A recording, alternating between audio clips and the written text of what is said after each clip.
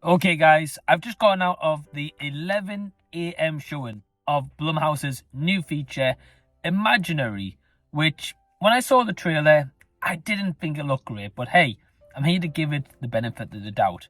However, this is going to be a spoiler and non-spoiler review because this movie was absolutely trash.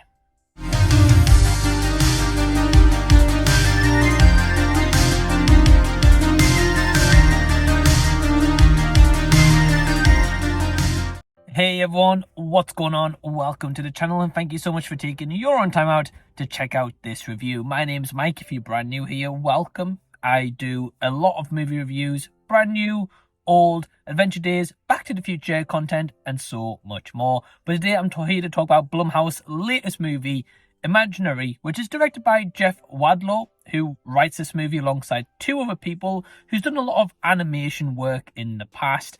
And the story focuses on a character called Jessica, played by DeWanda Wise, who returns to her old childhood home, but one of her young stepdaughters, called Alice, starts to see an imaginary friend called Chauncey.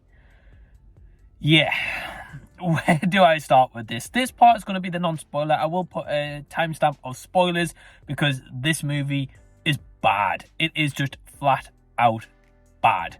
And I'll talk about why more specifically in the spoiler part. But for this non-spoiler part here, I don't really have much positives. And that is a shame because I always try to give a movie the benefit of the doubt. I always try to see the better parts of any given movie just to, at least be kind to it, because this is someone's work at the end of the day. I guess the cinematography at times is good.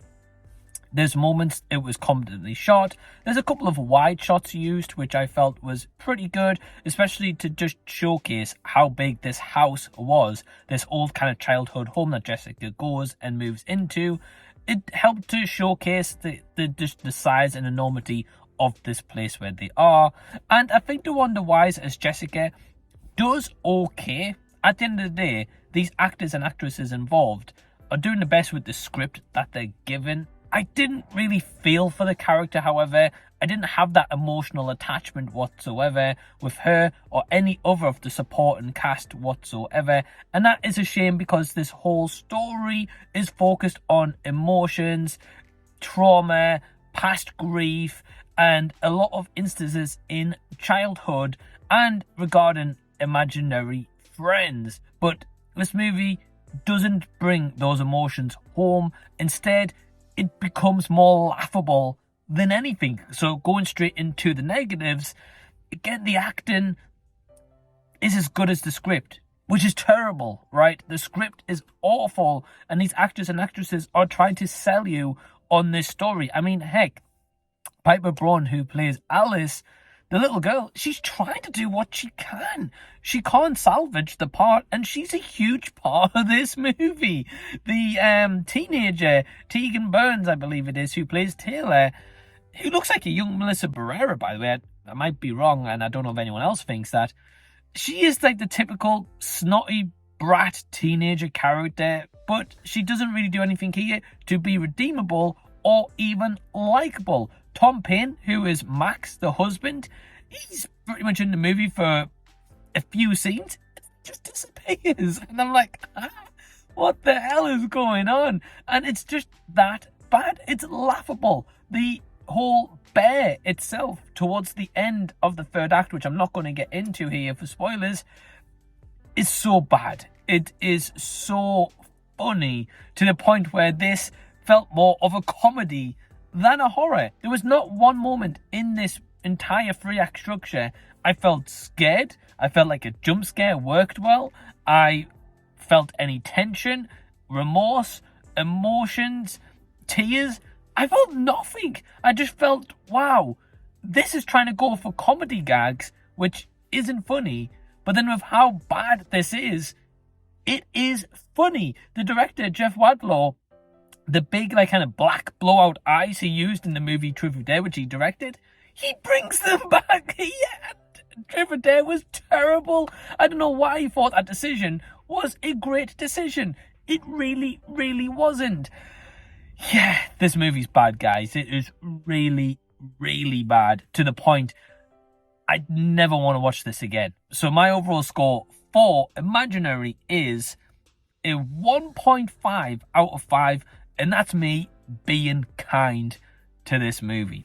So if you have not seen the movie and you don't want to be spoiled, skip over this part to the next timestamp where I'll be doing like a little outro and we'll finish things off.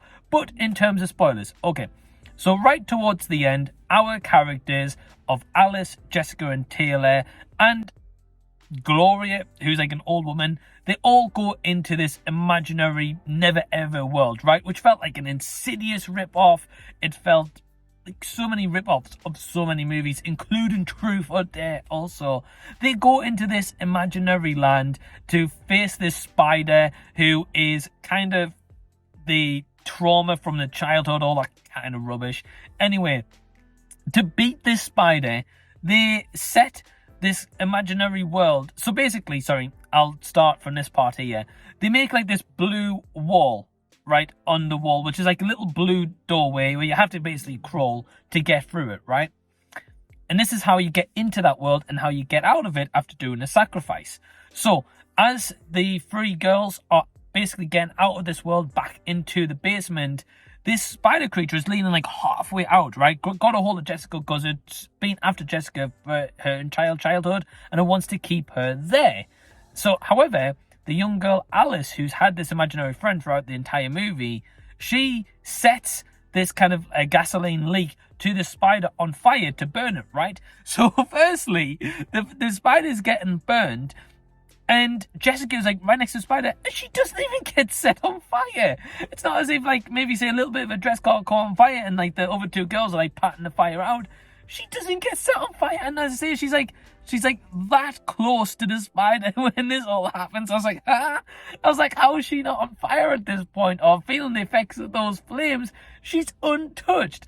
But then what's so laughable is as soon as this fire goes off, these girls get the hell straight out of the basement and straight out the house, literally within seconds, right? They obviously got to go up the basement stairs and get out the front door, which isn't far. And at that point, a fire truck comes along the street to put out the fire. And I'm like, who the hell's called the fire service? The fire is literally just gone off. Yes, it could have set an alarm to, the fire station nearby to come to the fire. But I mean, it's going to take them a good few minutes to get there at least. But no, within seconds, the fire is there. And the fire truck just arrives. And I was like, this is so stupid. Throughout the entire movie, all the characters, especially Jessica and Taylor, have lip gloss on for every single scene. And I'm just like, huh? Like, when did they get time to put lip gloss on? I mean, even in this imaginary world, they've got lip gloss on. I'm just like, what? Like, why did they have lip gloss on right now? It's dumb. It's really, really dumb.